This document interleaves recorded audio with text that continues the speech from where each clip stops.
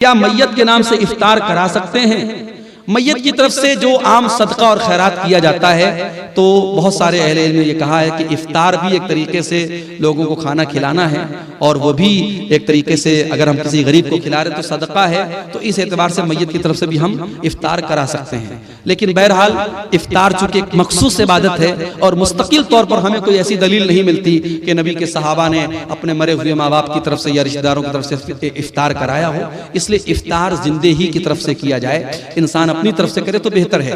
अपने मुर्दा लोगों की तरफ से अगर कुछ करना है तो गरीबों में पैसा बांट दे, गरीबों को खाना दे दे। इफ्तार कराने में जो है परहेज किया जाए तो ज्यादा बेहतर है। रमजान का महीना आ रहा है, अब कौन कौन सी चीजों से रोजा टूट जाता है?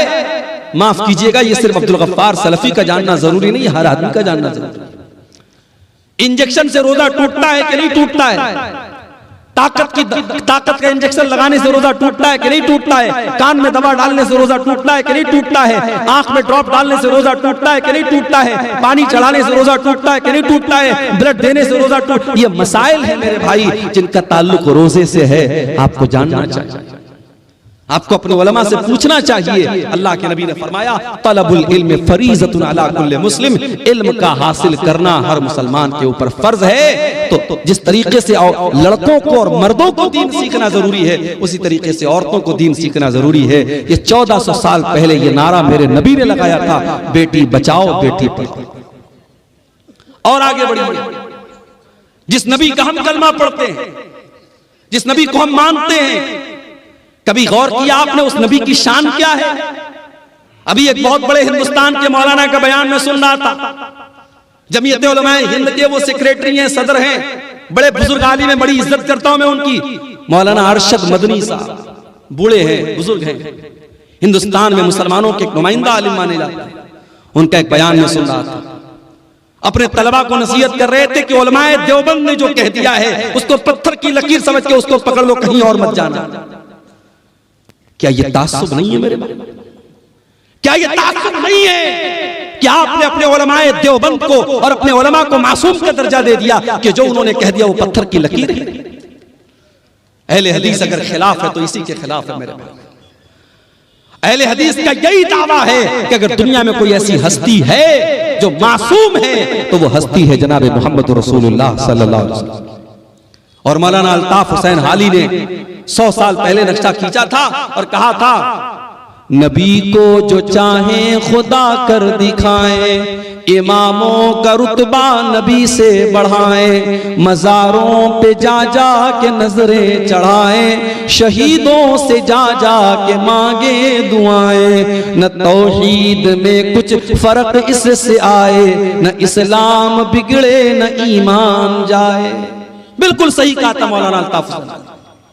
हमारी कौम आज नबी का मकाम, नबी से बढ़ के इमामों का मकाम बता रही है। अपने उलमाए देवबंद को कहा जा रहा है उनकी हर बात पत्थर की लकीर है। अरे उलमा की बात छोड़ दो, इमामों की बात छोड़ दो, अरे मेरे नबी की शान तो ये है कि मेरे नबी के रहते हुए अगर कोई दूसरा नबी आ जाए तो उसकी भी नहीं चलती। आइए मैं दलील आपको दे देता हूं।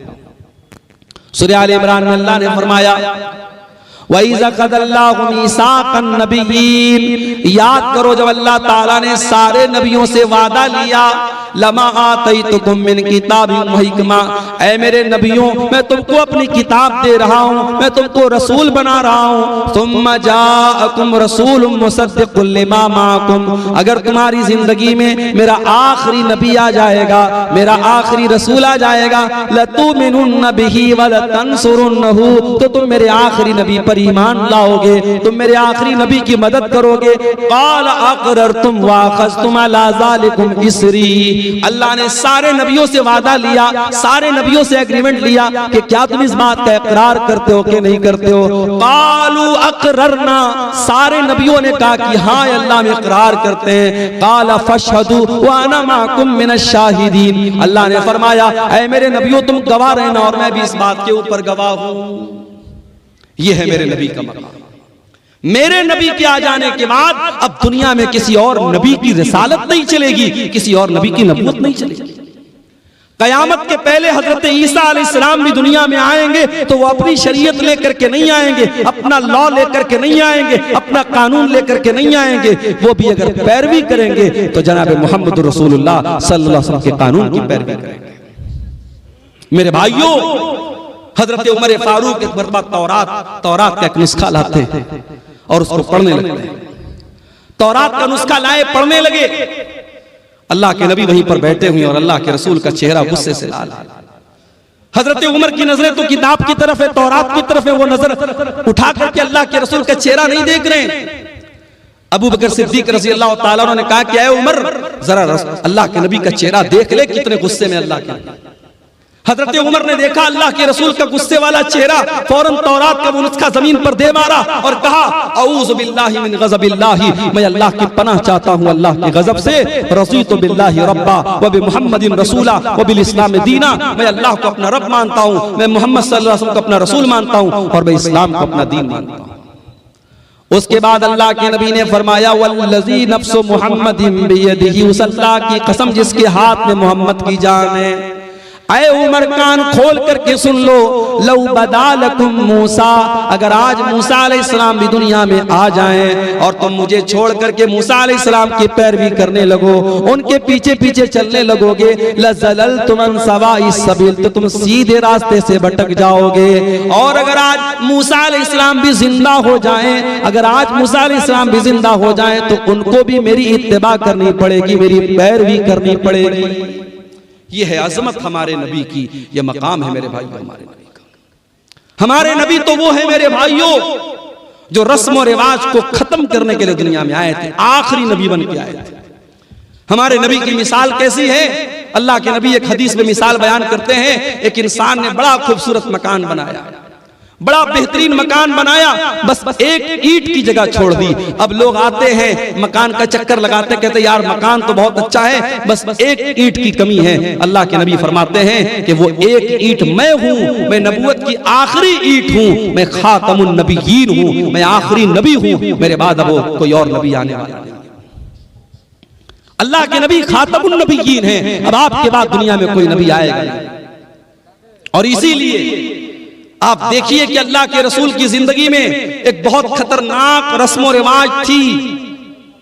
किसी ने अगर किसी बच्चे को पाल लिया तो वो उसका सगा बाप माना जाता था। अभी मेरे पास एक साहब का कॉल आया कि मैंने बेटे को पाला है, मुझे औलाद नहीं हो रही थी, बच्चे को पाला है, तो ये तो पता है कि बच्चे के बाप की जगह जब निकाह पढ़ा जाएगा तो मेरा नाम नहीं बल्कि उसके बच्चे के बाप का नाम लिया जाएगा। लेकिन मैं ये पूछना चाह रहा था कि आधार कार्ड बनवाना है, पैन कार्ड बनवाना है, क्या उस पर मैं अपना नाम दे सकता हूं? मैंने कहा भाई ये देख लो, आप अगर टेक्निकल मजबूरी है, आधार में अगर आप अपना नाम ही दे सकते हैं, बच्चे के ओरिजिनल बाप का नाम नहीं दे सकते, मजबूरी है तो अलग बात है। शरीयत तो यही कहती है कि आपको ओरिजिनल बाप का नाम देना पड़ेगा। बच्चे को पाल लेने से आप बच्चे के बाप नहीं बन जाते, शरीयत का कायदा तो यही है। इसीलिए मुसलमानों के यहाँ बच्चों को गोद लेना बहुत मुश्किल टफ मामला है, इसलिए कि इस्लाम बच्चे को गोद लेने पर उसके ओरिजिनल बाप का ही नाम उसके नाम के साथ लगाया जाएगा, पालने वाले का नाम नहीं चलेगा। इस्लाम ने बड़ी सख्ती के साथ इस बात को हुक्म दिया है। अल्लाह के नबी ने हजरत ज़ैद को बेटे की तरह पाला था और इतनी मोहब्बत से पाला था कि लोग ज़ैद इब्न हारिसा को ज़ैद बिन मोहम्मद कहने लगे, अल्लाह के रसूल का बेटा कहने लगे।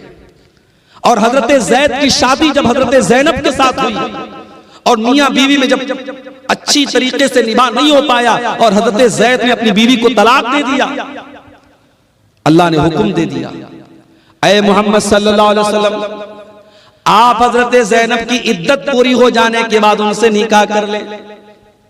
गौर करो मेरे भाइयों, उस जमाने के रिवाज के हिसाब से हजरत ज़ैनब अल्लाह के नबी की बहू लगती थी, हजरत ज़ैद की बीवी थी, आपकी बहू लगती थी उस जमाने के रिवाज के हिसाब से। और अल्लाह ताला की तरफ से यह हुक्म दिया गया कि आप ज़ैनब से निकाह कर लीजिए। अल्लाह के नबी घबराने लगे, लोग मुझे ताना मारेंगे, लोग मुझे बुरा भला कहेंगे, मैं क्या जवाब दूंगा? अल्लाह ने फरमाया या अय्युहन नबी ला तुतिल काफिरीन वल मुनाफिकीन, ऐ नबी आप काफिरों की पैरवी न करें, मुनाफिकों की पैरवी न करें।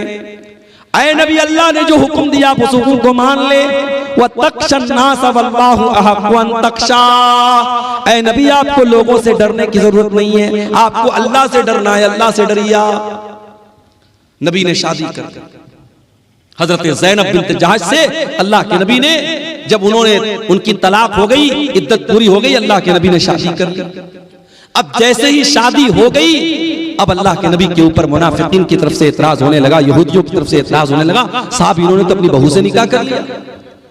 अब जरा गौर करना मेरे भाइयों, जब ये एतराज होने लगा कि अल्लाह के नबी ने अपनी बहू से निकाह कर लिया है, अल्लाह ताला ने कुरान में अपने नबी का डिफेंस किया और कुरान में अल्लाह ने आयत नाजिल की, मा काना मुहम्मदुन अबा अहदिम मिर रिजालिकुम। ओ लोगो, मोहम्मद सल्लल्लाहु अलैहि वसल्लम तुम में से किसी मर्द के बाप नहीं है। उनकी औलाद तो जितने उनके बेटे पैदा हुए सब बचपन में इंतकाल कर गए। जब उनका कोई बेटा जवान ही नहीं हुआ, तो जब वो किसी मर्द के बाप नहीं है तो फिर उनकी बहू कहां से आ गई? जब वो किसी मर्द के बाप नहीं है, उनके सारे बच्चे बचपन में इंतकाल कर गए, तो तुम ये क्यों कहते हो उन्होंने अपनी बहू से निकाह किया?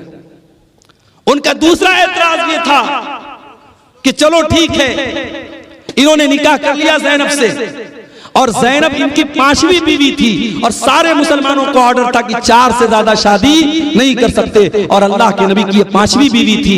इस पर भी लोगों ने एतराज किया कि सबके लिए अलग कानून, इनके लिए अलग कानून क्यों है? अल्लाह ने उसका भी जवाब दिया, वलाकिर रसूल अल्लाह, ये अल्लाह के रसूल हैं, ये तुमसे पूछ करके निकाह नहीं करेंगे।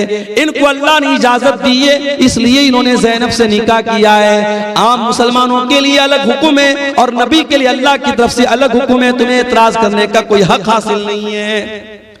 तीसरा एतराज ये किया गया कि अगर अपनी बहू से निकाह कर भी लिया जमाने के रस्म रिवाज को तोड़ने के लिए, तो ये काम कोई और भी कर सकता था, इन्होंने क्यों किया?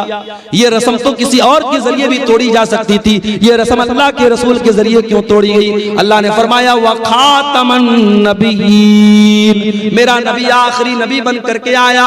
जब मेरा नबी रस्म रिवाज को नहीं तोड़ेगा तो कौन तोड़ेगा? मेरे नबी तो रस्म रिवाज को तोड़ने ही के लिए दुनिया में आए थे। ये अलग बात है, वो नबी रस्म रिवाज को तोड़ने के लिए आए थे। उस नबी के उम्मती आज रस्म रिवाज को तोड़ने वाले नहीं बल्कि बढ़ाने वाले, बढ़ा रहे हम रस्म रिवाज को। शादी के पहले अभी आपने देखा एक बहुत बड़ी शादी हो रही है गुजरात के जामनगर शहर में। मुंबई और गुजरात के बहुत बड़े उद्योगपति घराने में शादी हो रही है, और शादी में 9 अरब रुपये खर्च हो चुके। अभी ये शादी के पहले के फंक्शन में 9 अरब रुपये खर्च हो चुके। और ऐसा नहीं कि ये सिर्फ उनके दूसरे मजहब के लोगों में हो रहा है, मुसलमानों का भी बहुत बुरा हाल है। कलकत्ता के मटिया बुर्ज में मैं गया था, वहां लोगों ने मुझे बताया कि बहुत करोड़पति अरबपति मुसलमान ने अपनी लड़की की शादी की, तो कई किलो उसने सोना अपनी बेटी को जहेज में दिया था। किलोग्राम नहीं, किलो में उसने अपनी बेटी को जेवरात से लाद दिया था अपनी बेटी को। कई शादी हो रही है तो जितने बाराती आ रहे हैं सब बारातियों को सूट दिया जा रहा है, सारे बारातियों को सोने की अंगूठी दी जा रही है। ये मुसलमानों क्या भी ये हाल हो रहा है मेरे भाई? आपके सीमांचल के इलाके में क्या जहेज की रस्म नहीं है? क्या हल्दी की रस्म नहीं है? क्या औरतें सिंदूर नहीं लगा रही हैं? क्या बिंदी नहीं लगा रही हैं? बंगाल में आप चले जाएं तो कहीं फर्क करना मुश्किल हो जाता है कि ये लड़की, ये औरत मुसलमान है या गैर मुस्लिम। जो नबी रस्म रिवाज को तोड़ने के लिए आए थे, जो नबी हमें रस्म रिवाज की बेड़ियों से आजाद करने के लिए आए थे, आज अफसोस की बात यह है उस नबी का कलमा पढ़ने के बावजूद और उस नबी से मोहब्बत का दावा करने के बावजूद आज हम रस्म रिवाज की बेड़ियों में जकड़े हुए हैं, और न जाने कौन कौन सी रस्म रिवाज में हम पड़े। एक शादी में मैं गया बनारस में, हमारे खानदान में रिश्तेदारी में शादी थी, मैं गया तो शादी के पहले लड़की वाले बहुत सारा सामान तैयार करते हैं, लड़के वाले दुल्हन के लिए, बहू के लिए। तो उसमें देखा कि साहब दुल्हन के लिए एक सुहाग की पुड़िया तैयार हो रही है। वो कुछ सामान थे, जड़ी बूटियां वगैरह थी। मैंने पूछा ये क्या है? कहने लगे सुहाग की पुड़िया है। मैंने कहा इसमें क्या क्या है? पता लगा उसमें वो है जो बाल में लगाते हैं, सिंदूर है, बिदिया है। मैंने कहा ये क्या है? कहने लगे सुहाग की पुड़िया है। माफ करना मेरे भाइयों, इस्लाम में कोई सुहाग की पुड़िया नहीं है।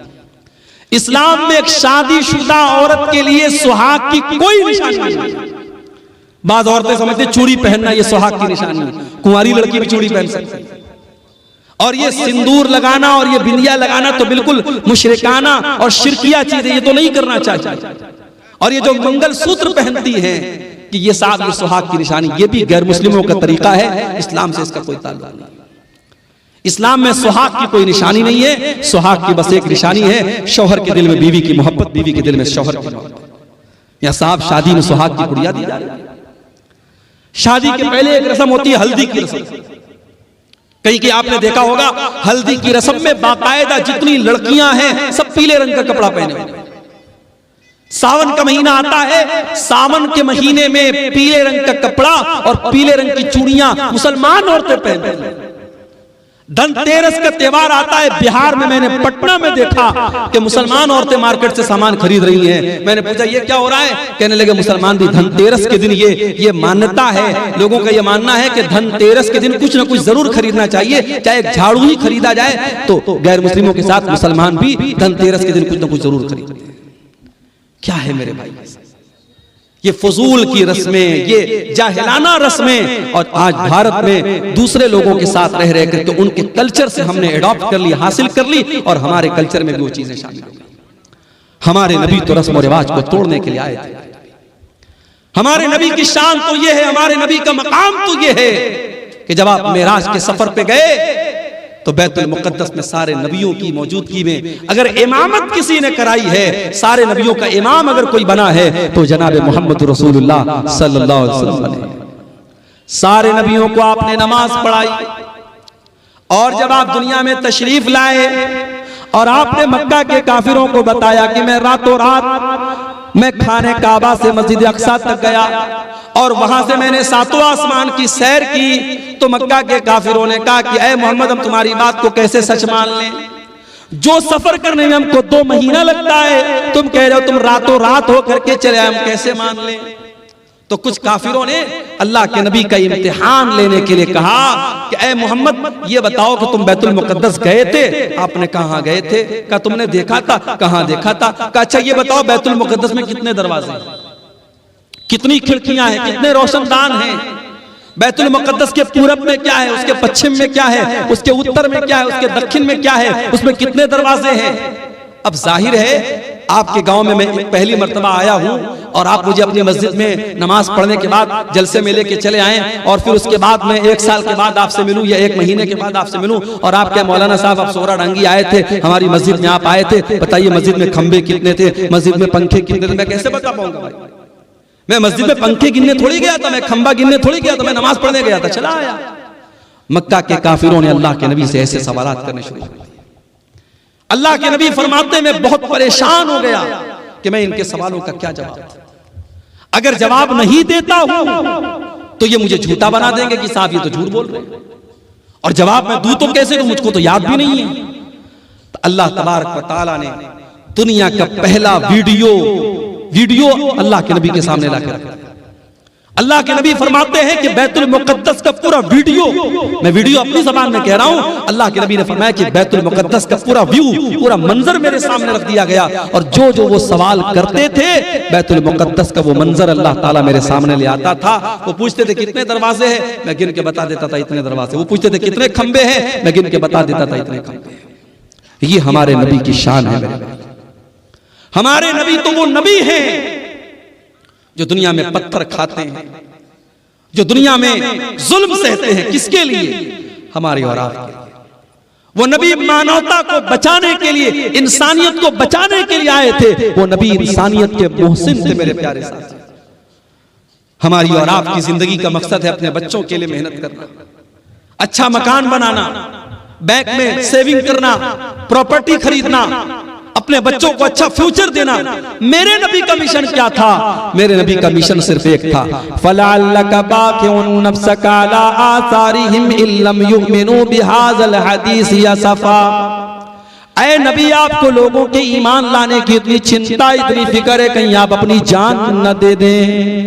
ऐ नबी लोगों के ईमान लाने की चिंता में कहीं अपनी जान न दे दे, आपको इतनी फिक्र है लोगों के ईमान लाने की। आपने ताइफ में पत्थर भी खाए, आपने मक्का से ताइफ का 100 किलोमीटर का सफर पैदल तय किया है।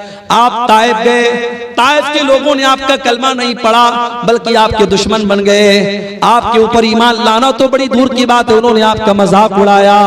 आप जब ताइफ से निकल करके जाने लगे, ताइफ के उन लोगों ने अल्लाह के नबी के ऊपर पत्थर बरसाए। मेरे नबी के जिस्म के ऊपर इतने पत्थर बरसाए गए, आपके जिस्म से खून बहने लगा और खून बह बह करके आपके जूते में जम गया।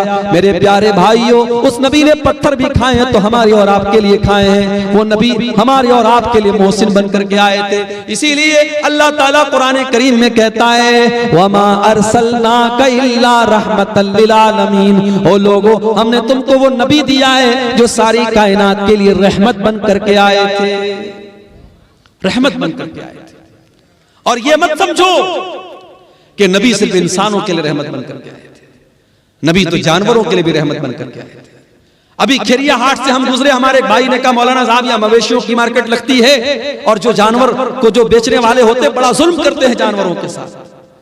वल्लाह जब हम ये सुनते हैं तो तकलीफ होती है। हमारे नबी ने जानवरों के साथ भी जुल्म करने की तालीम नहीं दी। अरे जिस नबी के उम्मती जानवर के साथ जुल्म नहीं कर सकते, उस नबी के उम्मती आतंकवादी और दहशतगर्द कैसे हो सकते?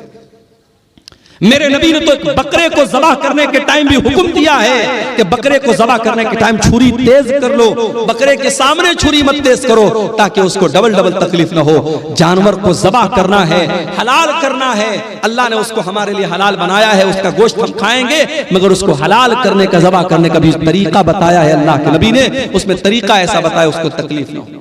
और आज मेडिकल साइंस भी ये कहती है कि जो झटके से जानवर को मारते हैं, कभी आप YouTube पर देखिए, जो झटके से जो मारा जाता है और गर्दन के ऊपर ऐसे जो है वो जो चापड़ होता है और उससे मारते हैं, तो वो जो तरीका जानवर को मारने का होता है और जो इस्लाम का तरीका है गले पर छुरी चलाने का, दोनों में बहुत फर्क है। और इस्लामी तरीके में जानवर की जान फौरन निकल जाती है, उसको तकलीफ नहीं होती।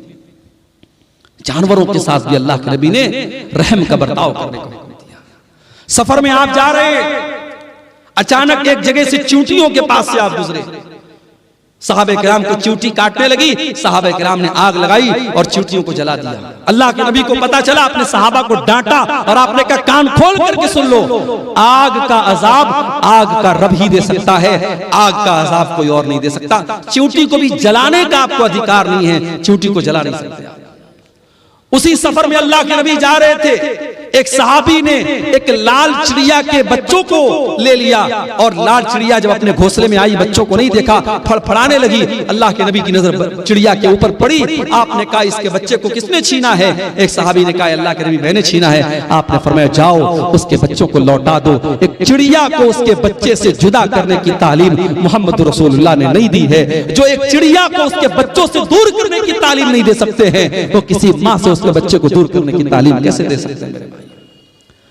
अल्लाह के नबी फरमाते हैं, एक औरत ने बिल्ली को पकड़ा और बिल्ली को बांध दिया, कैद कर दिया, न खाने को देती थी न पीने को देती थी, यहां तक कि बिल्ली मर गई। अल्लाह के नबी फरमाते वो बुढ़िया जहन्नम में जाएगी। एक बिल्ली को बेवजह मारने की वजह से वो जहन्नम में जाएगी। दूसरी हदीस में अल्लाह के नबी फरमाते हैं, एक फाहिशा औरत ने, एक बदचलन औरत ने, जब वो कुएं से पानी निकाल रही थी, एक कुत्ता प्यास से मर रहा था, उसने अपने चमड़े के मोजे में पानी निकाला और कुत्ते को पिला दिया। उसके इस अमल की वजह से अल्लाह ताला ने उस फाहिशा औरत को बख्श दिया, उसको माफ कर दिया। ये मेरे नबी की रहमत है। जानवरों के साथ भी अच्छा सलूक करने की आपने तालीम दी है। और जानवर ही नहीं, मेरे नबी तो बेजान चीजों के लिए भी रहमत बन करके आए। वो हदीस आपने सुनी होगी, अल्लाह के नबी खजूर के तने पर खड़े होकर खुतबा देते थे। एक औरत की नजर पड़ी, उसने देखा अल्लाह के नबी खजूर के तने पर खड़े होकर खुतबा देते हैं। उसने कहा अरे अल्लाह के नबी हमें अच्छा नहीं लगता है, आप खजूर के तने पर खड़े होकर के खुतबा दे, हमें अच्छा नहीं लगता है। उस औरत का बेटा बढ़ई का काम करता था, उसने कहा अल्लाह के नबी मैं अपने बेटे से कह करके एक बेहतरीन मिंबर आपके लिए बनवा दूंगी। पता ये चला कि आपके उलमा और आपके रहनुमा अगर तकलीफ में और मुसीबत में हैं, तो आप ये मत कह के पल्ला झाड़ दीजिए कि साहब हमसे क्या मतलब है। अगर आपके उलमा को जरूरत है आपकी, तो आप उनकी मदद कीजिए। सहाबे किराम अपने नबी को अगर देखते थे कि यहाँ मेरे नबी को किसी चीज की जरूरत है, तो सहाबे किराम अपने नबी की मदद करते थे। यहाँ हालात क्या है? लॉकडाउन लगा, मस्जिदों में पढ़ाने वाले इमाम और मदरसे में प्राइवेट पढ़ाने वाले टीचर 5,000 10,000 जिनकी तनख्वाहें थी, लॉकडाउन में उनकी तनख्वाहें बंद हो गई। मस्जिद की कमेटी ने कह दिया मौलवी साहब हमारे पास पैसा नहीं है, मदरसे वालों ने कह दिया हमारे पास बजट नहीं है। कितने मदरसे में पढ़ाने वाले मौलवियों को मैं जानता हूं, उन्होंने कर्जे ले लेकर के लॉकडाउन का टाइम गुजारा। कितने मस्जिदों के इमाम को मैं जानता हूं, उन्होंने लोगों के सामने हाथ फैला करके अपना काम चलाया मेरे भाई। और आज जब लॉकडाउन खत्म हो गया और जिंदगी नॉर्मल हो गई, उन्हीं मौलवियों ने और उन्हीं इमामों ने ये तय कर लिया कि आज के बाद हम मदरसे में नहीं पढ़ाएंगे, हम की कोई छोटी मोटी दुकान कर लेंगे, कोई छोटा मोटा बिजनेस कर लेंगे, कोई कारोबार कर लेंगे, मगर हम ये गुलामी की जिंदगी नहीं गुजारेंगे, ये गुलामी की जिंदगी नहीं बसरेंगे। मेरे भाइयों, अपने इमामों का, अपने उलमा का ख्याल रखें। नबी के दौर में अल्लाह के नबी लकड़ी के तने पर खड़े होकर खुतबा दे रहे हैं, औरत देखती है, कहती है अल्लाह के नबी हमसे देखा नहीं जाता है, मेरा बेटा बढ़ई का काम करता है, मैं मिंबर ला करके तैयार करके आपको दे दूंगी। अगला जुमा आया, खुतबे जुमा के लिए अल्लाह के नबी मस्जिद में आए, देखा मिंबर आके रखा हुआ है और खजूर का तना कोने में पड़ा हुआ है। अल्लाह के प्यारे नबी मिंबर के ऊपर चढ़े, खुतबा देने लगे। हदीस के अल्फाज है, बुखारी की रिवायत है, फसाहतिन नखला, खजूर के तने से रोने की आवाज आने लगी, खजूर के तने से रोने की आवाज आने लगी। अल्लाह के नबी मिंबर से उतरे और उस खजूर के तने को अपने सीने से लगाया। जब आपने सीने से लगाया तो रोने की आवाज आनी बंद हो गई और सिसकने की आवाज आने लगी। अल्लाह के नबी ने फरमाया अगर मैं इसको सीने से न लगाता तो कयामत तक ये रोता रहता। और उसके बाद आपने फरमाया इन्नहा कानत तबकी अला मा कानत तस्मउ मिन ज़िक्र, चूंकि इस मिंबर पर खड़े होकर के मैं अल्लाह का जिक्र करता था, मैं कुरान बयान करता था, मैं हदीस बयान करता था, इसलिए ये लकड़ी का तना रो रहा है। मेरे प्यारे साथियों, मेरे नबी उस लकड़ी के तने के लिए रहमत बन करके आए थे। हम और आप इतने बड़े बदनसीब हैं कि आज उस नबी, जो नबी जिस नबी से लकड़ी का तना भी मोहब्बत करता था, हम इतने बड़े बदनसीब हैं कि उस नबी से का नाम तो हम लेते हैं, उस नबी से मोहब्बत का दम तो भरते हैं, मगर उस नबी की सुन्नतों से हम पीछे हैं, उस नबी के तरीके से हम पीछे हैं। न हमारी शादी ब्याह उस नबी के तरीके के मुताबिक है, न हमारा लेन देन उस नबी के तरीके के मुताबिक है, न हमारा अखलाक उस नबी के तरीके के मुताबिक है। हमारा नौजवान तो नौजवान 60-60 साल के बूढ़े जब सैलून में जाते हैं और सैलून में जाकर के अपनी दाढ़ी को मुड़ाते हैं और क्लीन शेव होते हैं, उन्हें शर्म आनी चाहिए, उन्हें गैरत आनी चाहिए और उन्हें सोचना चाहिए कि उनके नबी ने कहा था कि दाढ़ी को छोड़ दो, उनके नबी ने मना किया था कि दाढ़ी को मत छेड़ो, दाढ़ी को मत काटो, दाढ़ी को मत मूड़ो।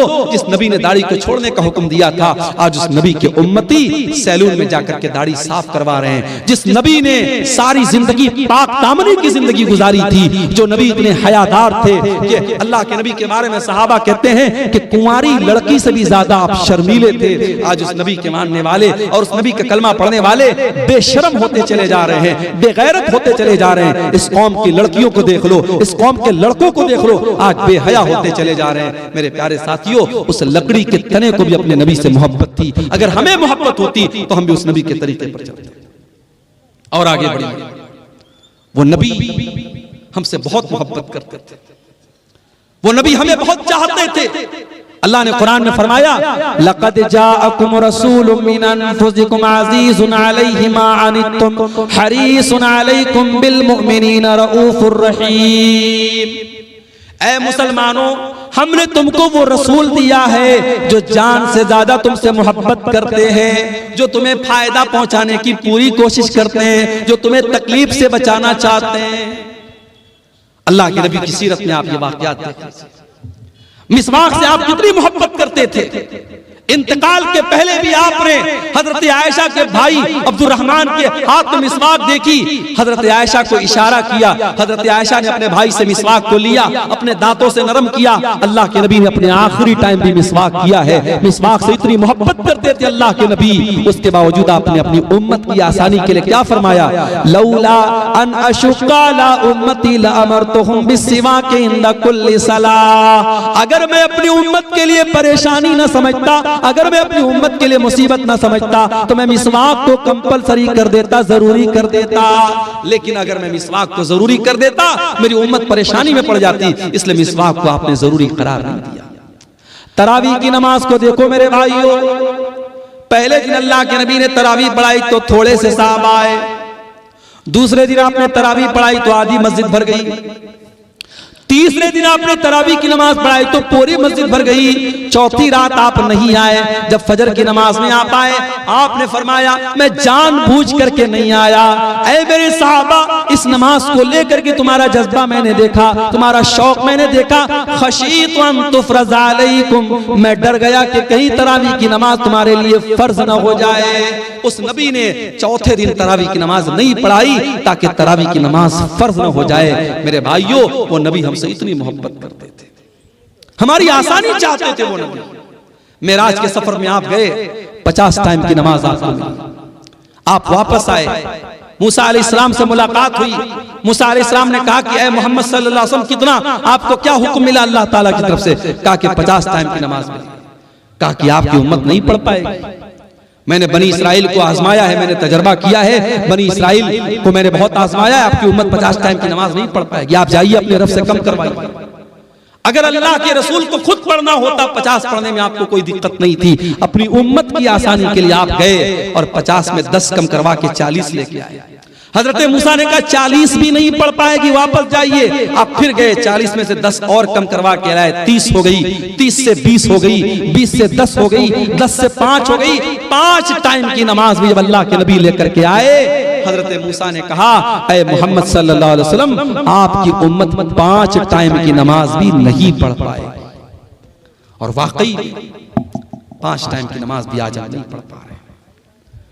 बड़े कारोबारी हैं हम, बड़े बिजनेसमैन हैं, दुकान पर बैठे हुए हैं, हय्या अलस सलाह की आवाज आ रही है, मगर हमें नमाज पढ़ने की फुर्सत नहीं है। रात को 2-2 बजे तक हमारे नौजवान मोबाइल पे लगे हुए हैं और फजर के टाइम 5 साढ़े 5 बजे जब फजर की अजान हो रही है और मुअज्जिन कह रहा है अस्सलातु खैरुम मिनन नौम, नमाज नींद से बेहतर है।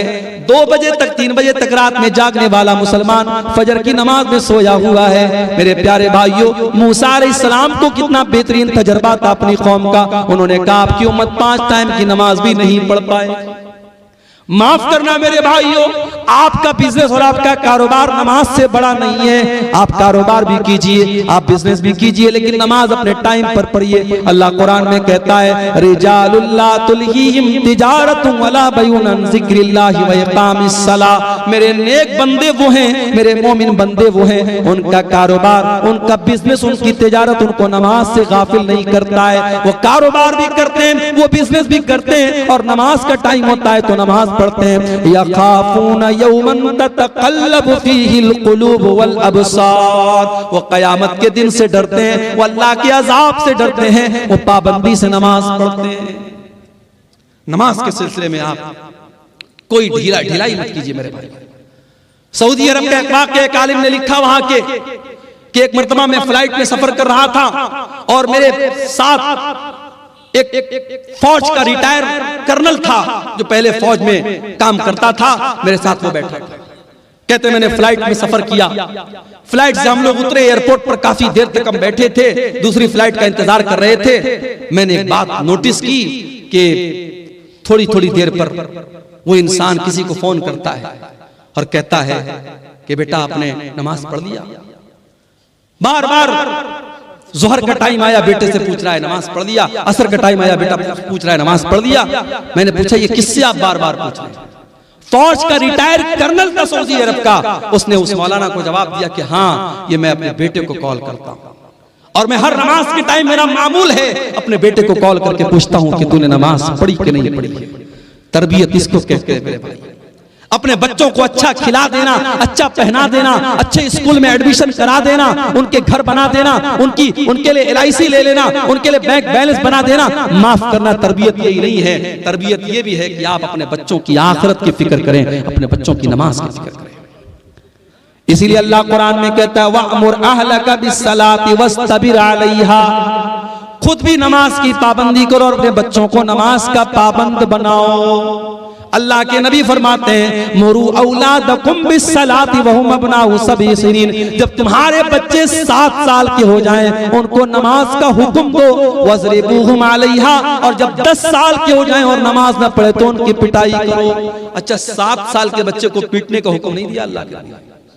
हमारे यहाँ 6-6 साल के बच्चे स्कूल जाते हैं, सर्दी के मौसम में 5 बजे स्कूल की वैन आती है, माँ जबरदस्ती, बच्चा आंख मल रहा है, उसकी नींद अभी लग रही है, माँ तैयार करती है, ड्रेस पहनाती है, स्कूल का बैग देती है, जबरदस्ती उसको वैन में बिठाती है। मेरे भाइयों, ये सिस्टम सही नहीं है। 7 साल तक तो चाइना में और जापान में आप देख लें, 7 साल तक के बच्चों को तो ऐसे ही खेल खेल में पढ़ाया जाता है, बच्चों को मारा नहीं जाता, बच्चों को पीटा नहीं जाता। ये सबक दिया था जनाब मोहम्मद रसूलुल्लाह सल्लल्लाहु अलैहि वसल्लम ने। 7 साल का बच्चा है, प्यार से समझाओ, मोहब्बत से समझाओ। हाँ, 10 साल का हो गया, अब उसके बिस्तर अलग कर दो।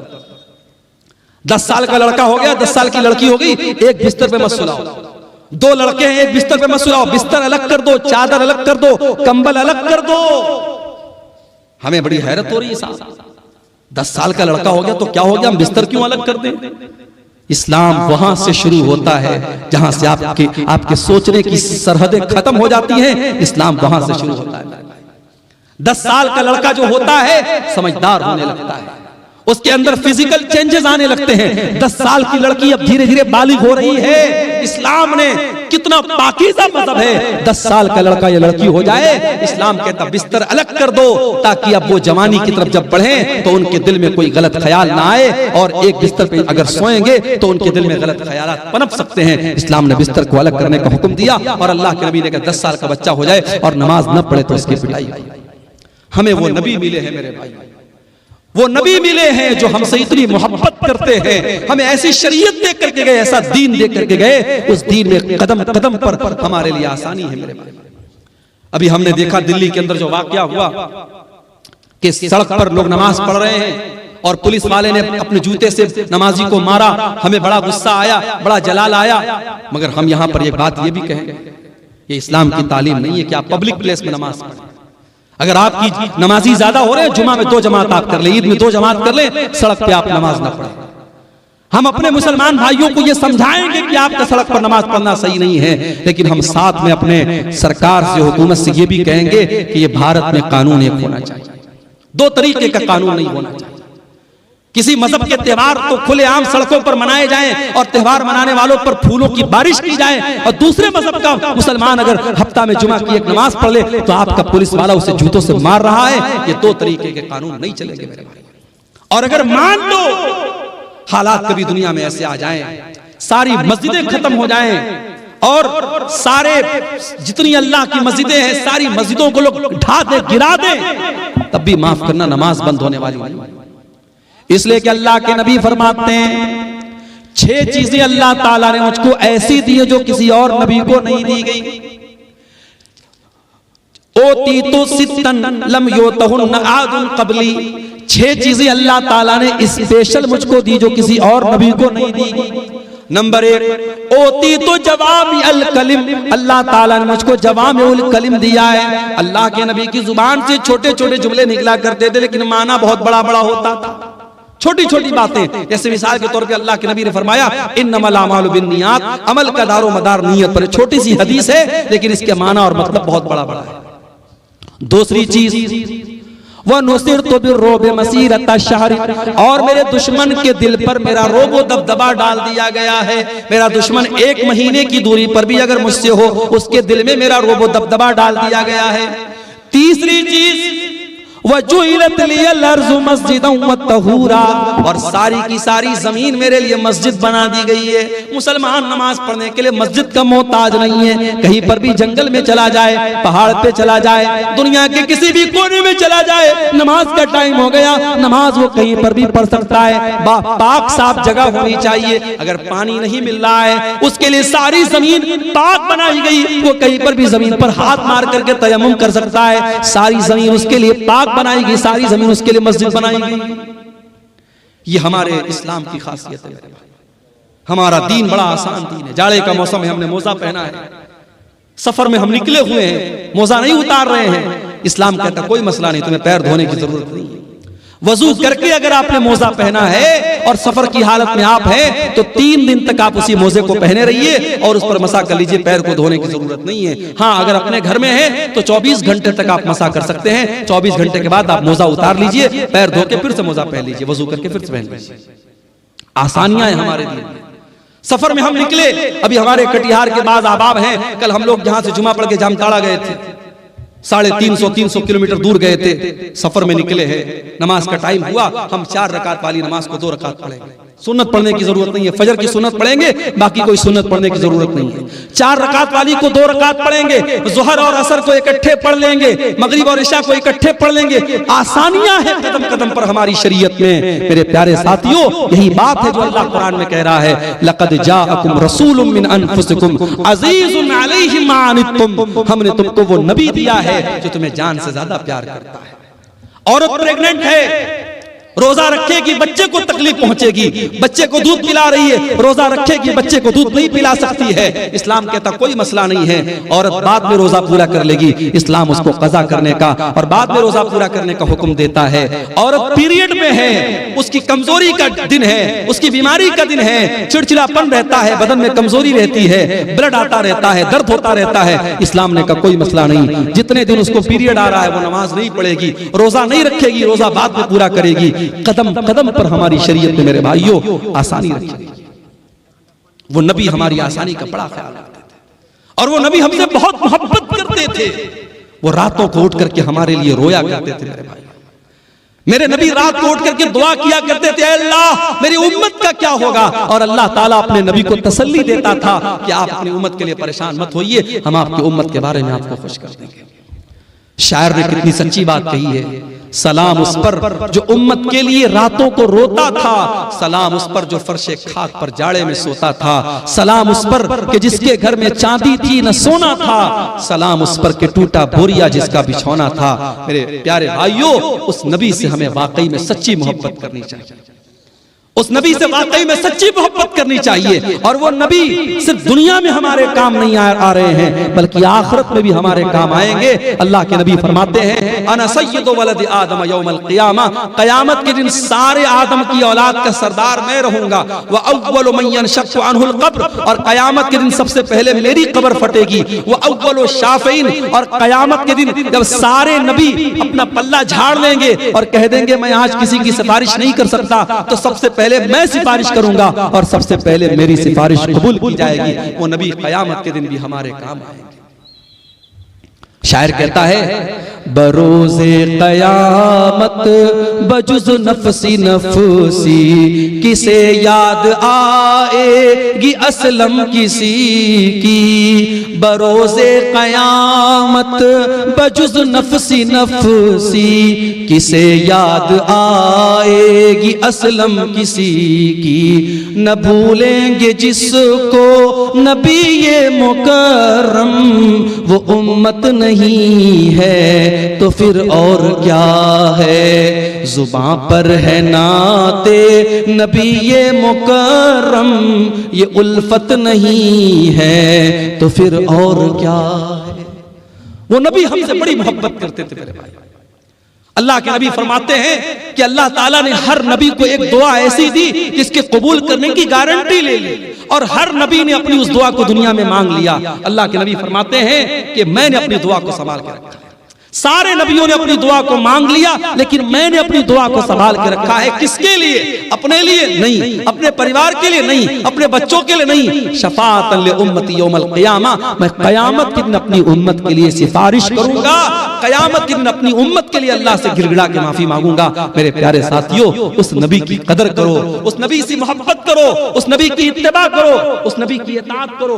और मेरे भाइयों, ये हमारे मौलाना तौहीद साहब ने एक पर्ची दी है, इस पे कुछ सवालात हैं, मैं इनको जवाब दे करके मैं बात खत्म करूंगा, क्योंकि हमारे एक बंगला मुकर्रर भी मौजूद है और 3 बजने वाले हैं। मैं इन सवालों को मुख्तसर तौर पे जवाब दे के बात खत्म करता हूं। एक सवाल आया है, क्या अकीका के जानवर के लिए दता होना जरूरी है? जरूरी नहीं है, दता हो तो बेहतर है, लेकिन जानवर अकीका का जो है वो दता होना शर्त नहीं है। अगर बच्चा मरा हुआ पैदा हो तो उसका जनाजा पढ़ेंगे या नहीं। इस मसले में उलमा का इख्तिलाफ है। अल्लामा अलबानी की जो तहकीक है वो ये है कि चूंकि बच्चा जो होता है 4 महीने का जब हो जाता है 120 दिन का, तो उसके अंदर रूह डाल दी जाती है। माँ के पेट में बच्चा जब 4 महीने का होता है उसके अंदर रूह डाल दी जाती है। इसलिए 4 महीने के बाद जब भी वो पैदा होगा, अगर वो जनाजा पढ़ने, अगर वो गुस्ल देने लायक होगा तो गुस्ल देंगे और कफनाएंगे और जनाजा भी पढ़ेंगे। और यही बात ज्यादा मजबूत समझ में आती है दलील की रोशनी में। तो बेहतर यही कि उसका जनाजा पढ़ेंगे। अगर कोई नहीं पढ़ता है तो कोई गुनाह की बात नहीं है, लेकिन दलील की रोशनी में ज्यादा मजबूत बात यही है। क्या गैर मुस्लिम का रुपया मस्जिद में लगा सकते हैं? लगा सकते हैं, मगर एक शर्त है। अगर वो गैर मुस्लिम कोई ऐसा कारोबार करता है जो पूरा का पूरा हराम कारोबार है, तो वो पैसा फिर हम मस्जिद में नहीं लगाएंगे, उसको मना कर देंगे, भाई तुम्हारा पैसा हम नहीं ले सकते। लेकिन ऐसा बहुत कम होता है। गैर मुस्लिमों के यहाँ भी हलाल बिजनेस भी होते हैं, हराम बिजनेस भी होते हैं। तो अगर मिक्स आमदनी है तो हम वो ले सकते हैं। इसकी दलील क्या है? नबी के दौर में मक्का के काफिरों ने अल्लाह के घर को, खाने काबा को बनाया था आपस में चंदा करके, लेकिन वो लोग भी खाने काबा की बड़ी इज्जत करते थे, तो उन्होंने हलाल आमदनी से ही बनाया था। तो अल्लाह के नबी ने जब खाने काबा को फतह किया तो आपने खाने काबा को ये कह के गिरा नहीं दिया कि वो उनकी आमदनी से बना है, उनके चंदे से बना है। आपने उस बिल्डिंग को बरकरार रखा। तो ये अमल इस बात की दलील है कि गैर मुस्लिम का चंदा भी हम ले सकते हैं। शर्त यह है कि उसकी आमदनी है हलाल आमदनी भी शामिल हो। अगर मुकम्मल हराम की आमदनी है तो फिर हम उसका चंदा नहीं लेंगे। गाय या बैल का अकीका दे सकते हैं या नहीं? नहीं देना चाहिए, मुनासिब नहीं है। इसलिए कि अकीका के जानवर में जहां भी हदीस में जिक्र है छोटे जानवर का जिक्र है। बाज़ उलमा ने बड़े जानवर को जायज करार दिया है, मगर दलील के एतबार से उसकी कोई मजबूत दलील नहीं मिलती। जहां पर भी हदीसों में जिक्र है छोटे जानवर का जिक्र है। आप बकरा बकरी कर सकते हैं, भेड़ा भेड़ी कर सकते हैं, दुम्बा वगैरह कर सकते हैं, लेकिन बड़े जानवर का सबूत अकीका में नहीं मिलता है। क्या सरदार के पास फितरा जमा करके क्या करेंगे? इसको तकसीम करेंगे। देखिए, फितरा के सिलसिले में हदीस में सिर्फ इतना आता है कि हर मुसलमान पर, चाहे वो मर्द हो, चाहे वो औरत हो, चाहे वो बच्चा हो, चाहे वो जवान हो, फितरा फर्ज है। नबी के दौर में इसकी एक इज्तिमाई शक्ल होती थी। लोग अल्लाह के नबी के पास जमा करते थे और वहां से वो गरीबों को दिया जाता था। तो आज अगर आप वो शक्ल अपना रहे हैं, अपने सरदार के पास इकट्ठा कर रहे हैं और वहां से वो गरीबों को दिया जा रहा है, बहुत अच्छी बात है। हाँ, तो कोई हर्ज की बात नहीं, इसमें कोई दिक्कत की बात नहीं है, इज्तिमाई शक्ल में दिया जा सकता है। शर्त यह है कि उसका, देखिए, ज़कात एक अलग चीज होती है। फितरा की रकम हम सिर्फ फुकरा और मसाकिन को दे सकते हैं। फितरा की रकम मस्जिद में नहीं दे सकते। फितरा की रकम से इमाम की तनख्वाह नहीं दे सकते। फितरा की रकम से किसी मौलवी को नजराना नहीं दे सकते। जो गरीब और फकीर और मिस्कीन लोग हैं उनकी जरूरतों को हम फितरा से पूरा कर सकते हैं और किसी मसरफ में उसको नहीं लगा सकते। कोई हर्ज की बात नहीं, अपने से बांट सकते हैं। क्या मैयत के नाम से इफ्तार करा सकते हैं? मैयत की तरफ से जो आम सदका और खैरात किया जाता है, तो बहुत सारे अहले इल्म ने ये कहा है कि इफ्तार भी एक तरीके से लोगों को खाना खिलाना है, और वो भी एक तरीके से अगर हम किसी गरीब को खिला रहे तो सदका है। तो इस एतबार से मैयत की तरफ से भी हम इफ्तार करा सकते हैं। लेकिन बहरहाल इफ्तार चूंकि एक मखसूस इबादत है और मुस्तकिल तौर पर हमें कोई ऐसी दलील नहीं मिलती कि नबी के सहाबा ने अपने मरे हुए माँ बाप की तरफ से या रिश्तेदारों की तरफ से इफ्तार कराया हो। इसलिए इफ्तार जिंदे ही की तरफ से किया जाए। इंसान अपनी तरफ से करे तो बेहतर है। अपने मुर्दा लोगों की तरफ से अगर कुछ करना है तो गरीबों में पैसा बांट दे, गरीबों को खाना दे दे। इफ्तार कराने में जो है परहेज किया जाए तो ज्यादा बेहतर है। तो ये चंद बातें थी सीरत नबी के मौजू के ताल्लुक से। अल्लाह से हम दुआ करते हैं रब्बुल आलमीन हम सबको अपने नबी से सच्ची मोहब्बत करने की तौफीक अता फरमाए। जो बातें हमने सुनी हैं अल्लाह ताला उन पर अमल करने की तौफीक अता फरमाए। आमीन व आखिर दावाना। मेरे भाइयों, अल्लाह ताला ने रमजान की शक्ल में हमें और आपको एक मौका और दिया है। हमारी और आपकी जिंदगी में अगर रमजान का मुबारक महीना एक मर्तबा फिर मिल रहा है तो ये समझो कि अल्लाह ताला हमसे खुश है, इसलिए कि बड़े नसीब वालों को ये महीना मिलता है। हमें से बहुत सारे लोग जो हमसे अच्छे रहे होंगे, हमसे नेक रहे होंगे, लेकिन हमसे आज वो जुदा हो गए। हार्ट अटैक आ गया, किडनी फेल हो गई, कोई बीमारी आ गई, कोई हादसा हो गया। अल्लाह को प्यारे, हमें और आपको अल्लाह ताला ने जिंदगी अता की है और हमारी जिंदगी में एक रमजान और आ रहा है।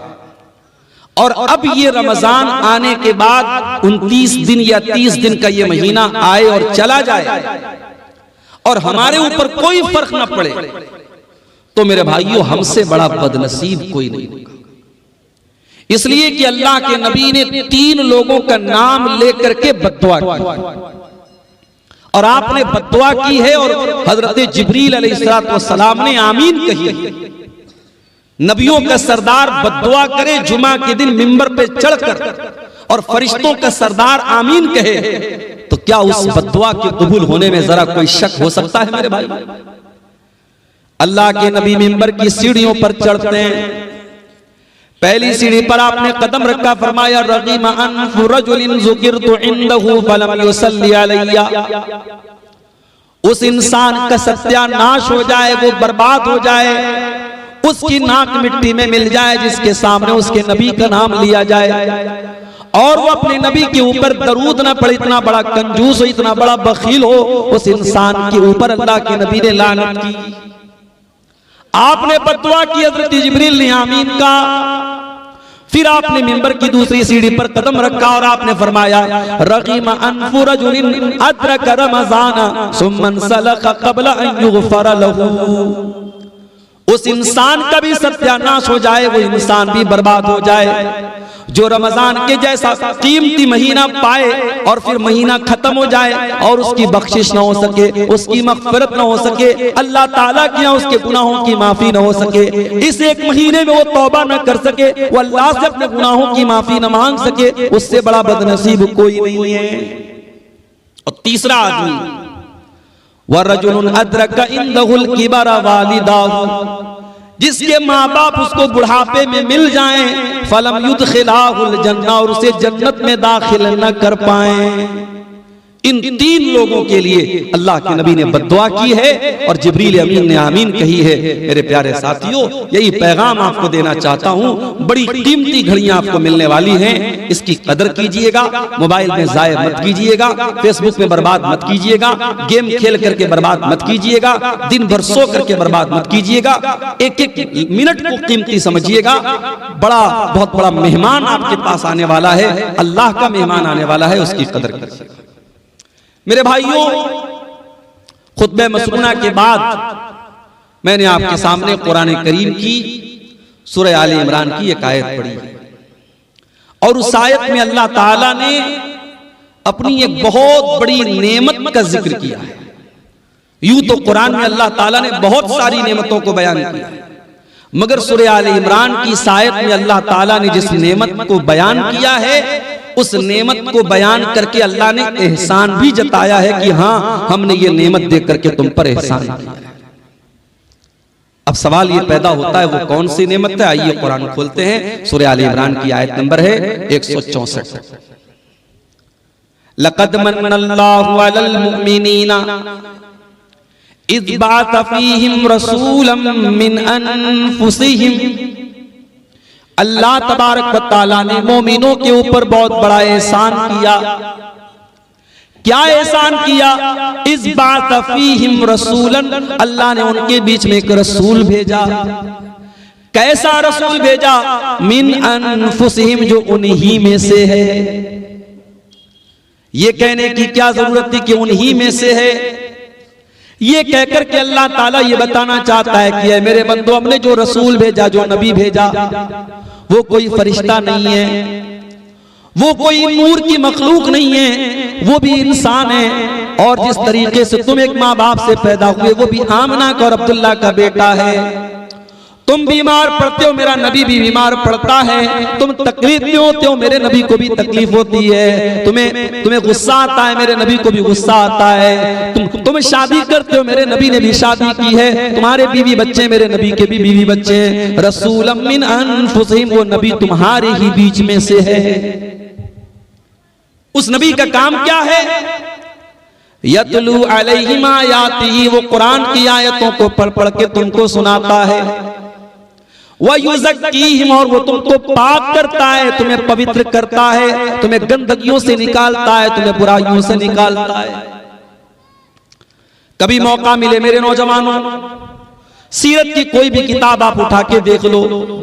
नबी के दौर में मक्का के हालात क्या थे, कौन सी ऐसी बुराई थी उस समाज में जो नहीं होती थी?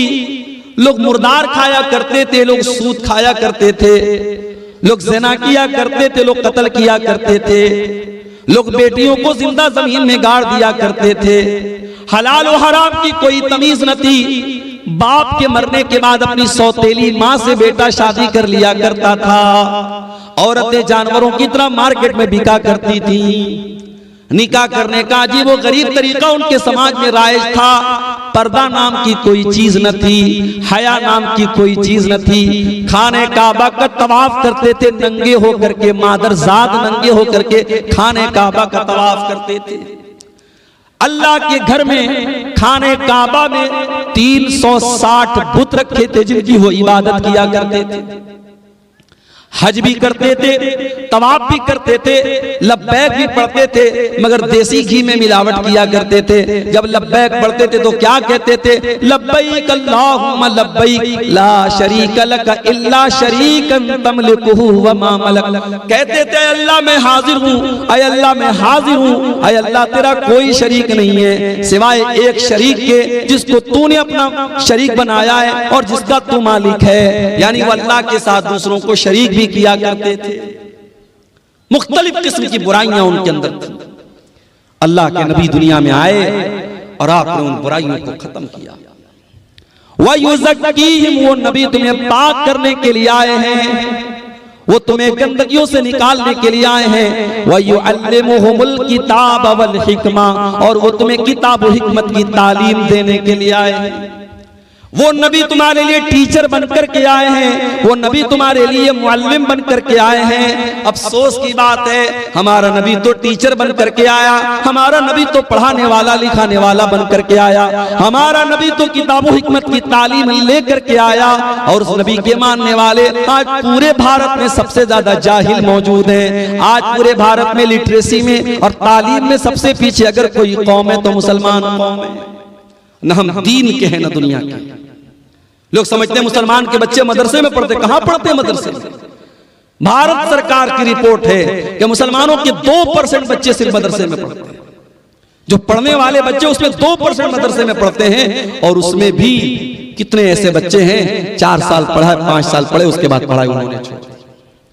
गौर करो मेरे भाइयों, जो नबी दुनिया में टीचर बनकर के आए, पढ़ाने वाले बनकर के आए, और जिस नबी के ऊपर कुरान की पहली आयत की नाज़िल हुई, इक़रा बिस्मि रब्बिकल लज़ी खलक, पढ़ो उस रब के नाम से जिसने पैदा किया। आज उस नबी के मानने वाले, उस नबी का कलमा पढ़ने वाले आज जाहिल। और जाहिल होने का ये नतीजा है कि आज पूरे भारत में जिसका जो जी चाहता है हमारे साथ करता है।